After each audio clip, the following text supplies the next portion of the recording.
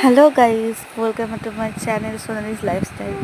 এখন দুপুরবেলা আমি রান্না করছি ডিমের ঝোল, আর এইদিকে দেখো ডিমের ঝোল করতে করতে আমি সরাই উল্টাতে পারছি না।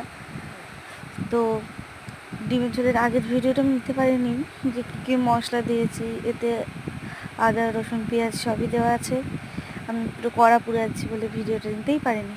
আর এখন হচ্ছে ডিমের ঝোলটা অর্ধেক হয়ে, তো এতে জল দিয়ে দেওয়া হয়েছে। এখন দেখো তোমরা ডিমের ঝোলটা কেমন হচ্ছে, একদম ফ্যাকাশে ফ্যাকাশে লাগছে ডিমের ঝোলটা। আর পাশে আমার ছেলে শুয়ে আছে, সেটা ম্যাম আমাকে একটু আওয়াজ করছে। তো ডিমের ঝোলটা এবার এখন মিট মশলাটা দিয়ে দিচ্ছি। তোমরা দেখো কতটা কী দিতে হয় আমি তো জানি না, আজকে আমার মা রান্না করতে বললো তাই আমি একটু রান্না করে দিলাম। এমনি আমি রান্না করতে পারি না, করেও না।